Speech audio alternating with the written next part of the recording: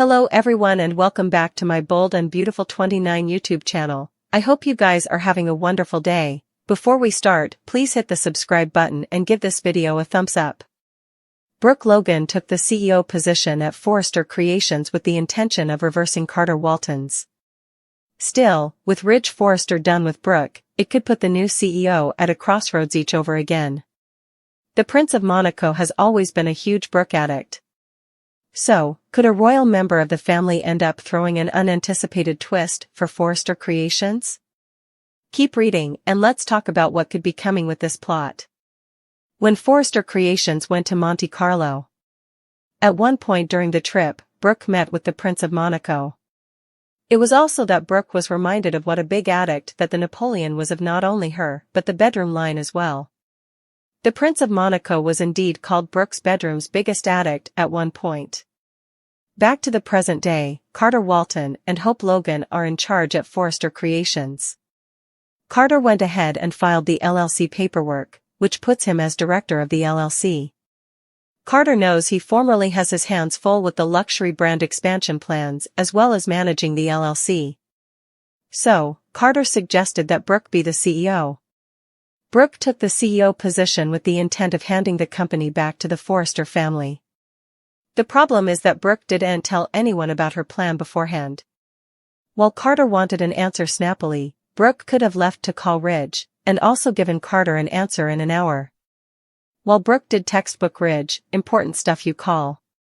So, if Brook claims there wasn't enough time, that's not really accurate. Back to the matter of Brook's treason, she'll eventually get to talk to Ridge about it. Brook tries explaining to Ridge that this plan is all for him. Still, all Ridge sees is treason.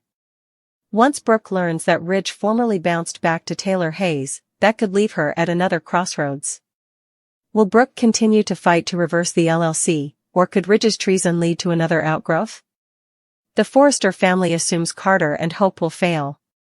While numerous of the Forrester family have refused to work under Carter and Hope's leadership, there could be an unanticipated supporter. With the Prince of Monaco being Brook's biggest addict, could kingliness end up guaranteeing Carter and Hope's success? Still, it's that there's no way a day that goes by that's hugely boring, if there's anything that we've learned when it comes to life in this fictional city of Los Angeles. When Zand becomes a major player in the Forrester Lawn feud.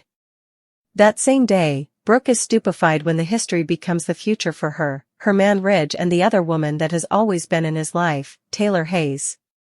It's going to be one Christmas occasion that you wouldn't want to miss when the Logans find their hearts full of love and support for the Leaves. Also, Hope and Carter are going to celebrate their first Christmas together as a couple.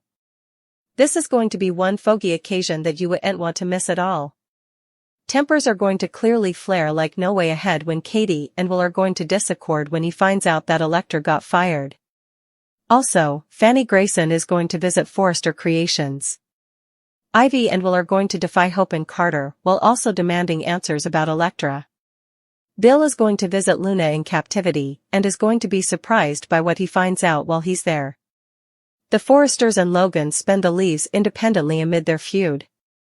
Meanwhile, one Forrester finds themselves in implicit peril, and another character is attacked. Then's a look at what to anticipate during Christmas week. The Forresters and Logans gather at Eric's for Christmas every time. But thanks to Hope and Carter's treason, the families are spending the Leaves piecemeal. Brook and the Logans celebrate at her house, where she receives a surprise visit from her son Bridget. Meanwhile, the Forresters continue their periodic party, where Steffi makes a special toast to the family. Away, Bill visits Luna in captivity again.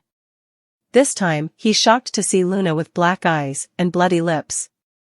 When he asks what happened, she seems reluctant to answer. Luna has been fed on a vulnerable Bill in expedience of getting out of captivity. Could the attack be another of her manipulations? Last week, Ridge was agonized after Brook blazoned her return as CEO of Forrester Creations. Still, unknown to Ridge, Brook plans to use her CEO position to return the company to the Forresters. Brook rushes to the Forrester manse to tell Ridge about her plan, but effects don't go as anticipated. Ridge refuses to hear to anything Brook says, because he's angry over her treason. So it looks like Brook will be leaving the manse without Ridge.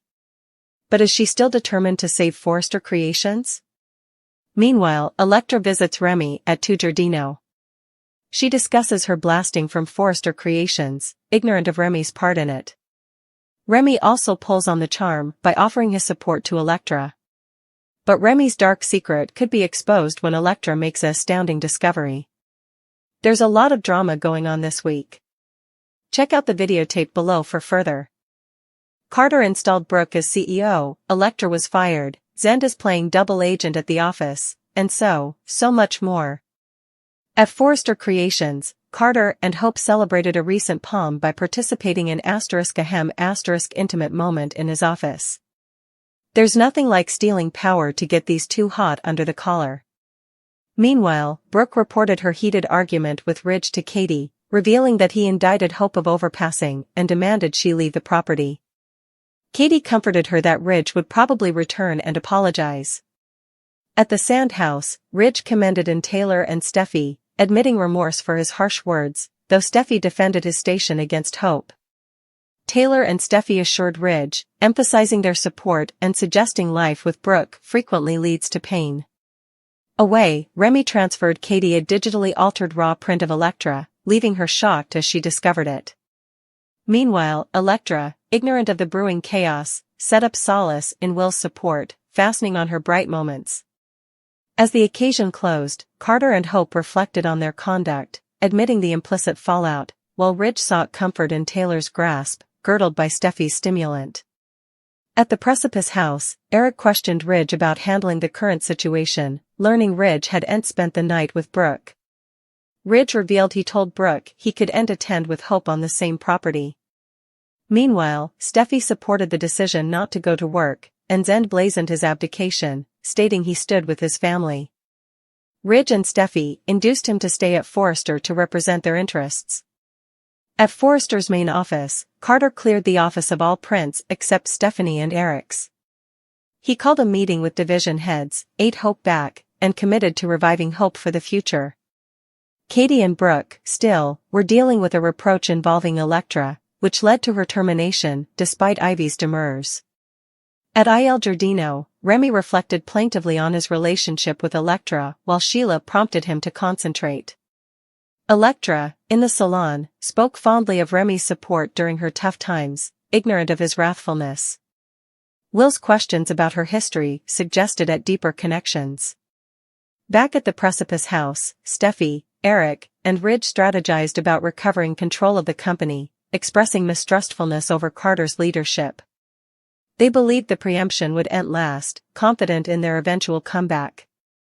At the Precipice House, Steffi, Ridge, and Eric bandied the fallout of Carter and Hope's conduct, expressing their frustration and unbelief over losing control of Forrester. Ridge misdoubted Carter's capability to lead, emphasizing the need for alleviation and vision in running a fashion house. Meanwhile, at Forrester, Carter proposed that Brook take on the part of CEO, arguing her experience made her the ideal seeker. Hope agreed but conceded it would complicate connections. In the design office, Brook and Katie informed Elektra she was being let go, despite Ivy's expostulations.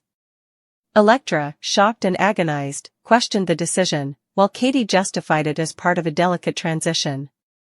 Latterly, Will brazened Remy about his connection to Elektra, advising him not to disrupt her career. After learning she was fired, Elektra broke down, feeling lost and betrayed.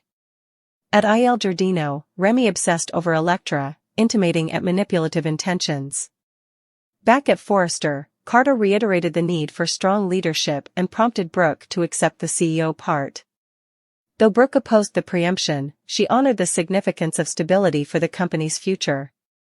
At Forrester Creations, Carter prompted Brook to become CEO, which flattered her to no end. Despite enterprises about colliding with Ridge, Brook agreed to take on the part. Meanwhile, at the Forrester manse, Eric, Ridge, Steffi, and Taylor bandied the bouleversement caused by Carter and Hope's unforeseen rise to power. Eric pledged to explore every legal option to recapture control. Ridge and Steffi were furious, feeling betrayed by Brook's support of the new leadership. Brook's first act as CEO was to make a public advertisement reinstating hope for the future and emphasizing her commitment to leading Forrester Creations. The news shocked the Forresters, with Eric and Steffi imprinting it a hostile preemption. Ridge felt deeply hurt, seeing Brook's conduct as a particular treason. At the manse, Ridge commended in Taylor, lamenting Brook's repeated failures to stand by him. Taylor assured him, subtly suggesting that he merited better. At Forrester, Carter praised Brook's statement, but Zend brazened her for enabling an unethical preemption. Brook admitted her plan to eventually return the company to Ridge, revealing her retired docket. The drama was in full swing at the Forrester manse. Ridge and Taylor deconstructed Brook's rearmost oops, with Taylor pointing out that Brook's conduct didn't exactly scream "I watch about you." Ridge started realizing Taylor might have been right about Brook each on. Sparks flew as Taylor's unvarying support sounded to revitalize old dears. Meanwhile, at Forrester Creations, Brook had her own scheme brewing.